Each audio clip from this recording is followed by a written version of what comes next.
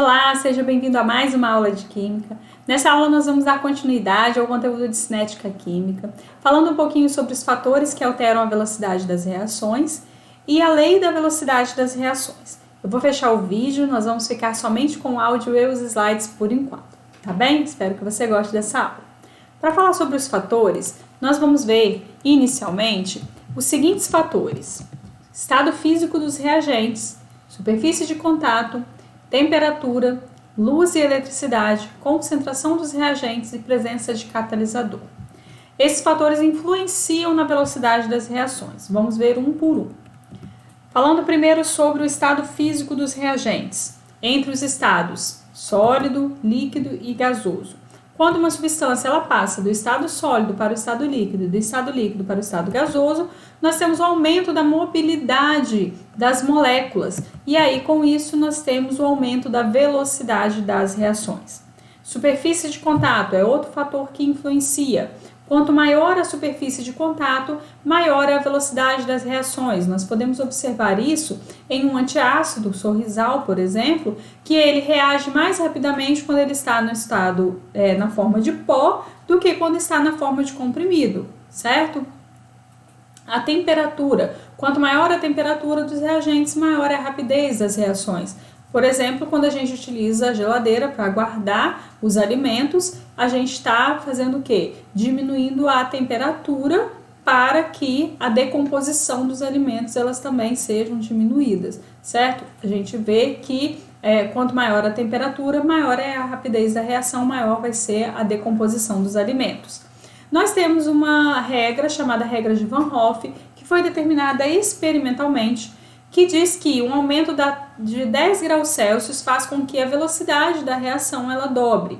Então, por exemplo, se eu aumento de 5 para 15 graus Celsius, eu vou ter um aumento da velocidade sendo o dobro da velocidade, certo? A regra de Van Hoff. Outro fator que influencia a velocidade da reação é a luz. Algumas substâncias, na presença de luz, elas se decompõem mais rápido, se degradam mais rápido. Então, a presença de luz aumenta a velocidade da reação. Outro fator é a concentração dos reagentes.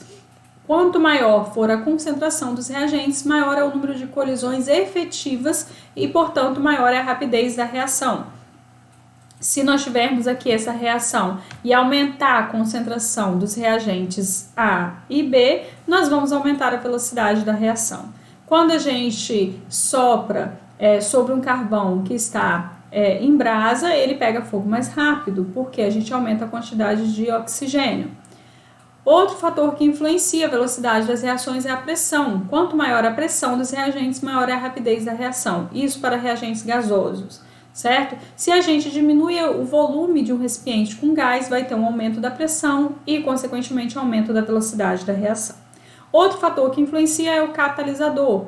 Catalisador são substâncias que aceleram a reação, mas não são consumidas na reação. Ele entra na reação, acelera a reação e sai intacto. Diminui a energia de ativação. E aí aqui nós vemos o caminho da reação sem enzima. Enzimas são catalisadores biológicos e com enzima é um caminho mais curto. Os catalisadores, eles não aparecem na reação global, eles são regenerados ao longo do processo. Não alteram parâmetros termodinâmicos, como ΔG, ΔH, ΔS. Depende apenas do estado inicial e final, o catalisador altera o caminho da reação. Então, aqui uma reação não catalisada e uma reação catalisada, certo? Vai só alterar o caminho da reação. Aqui nós vemos uma reação não catalisada, com 350 kJ por mol, e uma reação catalisada, 162 kJ por mol. Nós temos os tipos de catálise homogênea, o catalisador está na mesma fase do sistema, todos sólidos, por exemplo. Catálise heterogênea, o catalisador está em uma fase diferente do sistema. A autocatálise, um dos produtos formados na reação, vai ser o catalisador. E a catálise enzimática, em que o catalisador da reação é uma enzima. Conceitos importantes: promotor ou ativador é a substância que acentua o efeito do catalisador. Sozinha essa substância não tem efeito catalítico. Veneno ou anticatalisador é uma substância que diminui ou anula a ação do catalisador. E o inibidor diminui a velocidade da reação, mas é consumido no processo diferente do catalisador.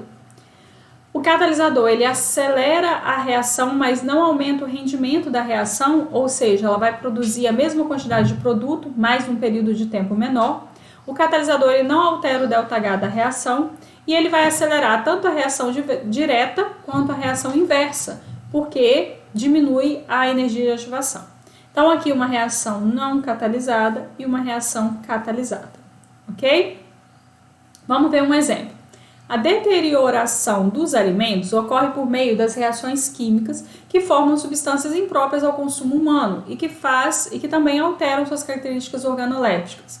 Em relação às proposições abaixo, pode-se afirmar que, se nós pulverizarmos uma substância sólida, ela reagirá mais lentamente. Falso, né? Ela reagirá mais rápida. Quanto maior a temperatura, maior a velocidade da reação. Verdadeira. Quanto maior a concentração dos reagentes, maior a velocidade da reação. Também verdadeira, as afirmativas 2 e 3 são verdadeiras. Vamos falar sobre a lei da velocidade das reações, ou também chamada lei cinética. É uma expressão matemática que relaciona a velocidade da reação com as concentrações dos reagentes ou dos produtos, mais comumente dos reagentes. Cada reação tem sua própria lei de velocidade, é um dado empírico, é um dado experimental, certo? Então aqui, para essas reações, nós temos essas leis de velocidade que já foram determinadas experimentalmente. A constante de velocidade vai depender da temperatura, o K depende da temperatura, aqui nós temos os valores, são dados experimentais, são dados que sempre são disponibilizados para nós. E aí a lei da velocidade, ela vai trazer o quê? V, que é a velocidade da reação, K, que é uma constante a uma determinada temperatura, A e B, que são as concentrações em mol por litro dos reagentes, porque nós estamos falando de concentração inicial, por isso que a gente utiliza os reagentes. Nós podemos adicionar produtos ou catalisador que participarem das reações, mais comumente são os reagentes. Os expoentes X e Y aqui, por exemplo, são determinados experimentalmente, salvo nas reações elementares, em que os expoentes são os coeficientes estequiométricos. Nem sempre são os coeficientes estequiométricos, somente nas reações elementares, que ocorrem em uma única etapa. O nome formal para o expoente é ordem, então nós temos aqui H2 mais I2 dando 2HI, velocidade é igual a K, vezes H2 elevado a 1 e I2 elevado a 1. Nós dizemos que essa reação é uma reação de primeira ordem, porque aqui é elevado a 1, em relação ao H2 e ao I2, e de segunda ordem em relação à reação global, certo?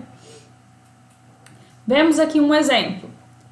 Nós temos os dados experimentais, temos os valores de concentração do BrO3-, BR-, H3O+, e a velocidade inicial. E aí, vamos determinar os valores de x, y e z, certo? E aí, nós vamos ver o seguinte. Primeiro, vamos comparar para o BrO3, nós vemos que entre a reação 1 e 2, entre o experimento 1 e 2, nós temos aqui 0,10, 0,10, não alterou, 0,10, 0,10, não alterou a concentração. Mas nós vemos que passou de 0,10 para 0,20, então aumentou o dobro, né, 2 vezes. E a velocidade também. Se aqui vai ser 2 para 2, eu vou dizer que o meu x é igual a 1, certo? Vamos ver o BR-. Vamos comparar a reação 1 com a reação 3. Por quê? 0,1, 0,1, 0,1, 0,1. Aqui passou de 0,1 para 0,3, aumentou 3 vezes. E aqui passou de 1,2 para 3,6, também aumentou 3 vezes. Então, o y também é 1.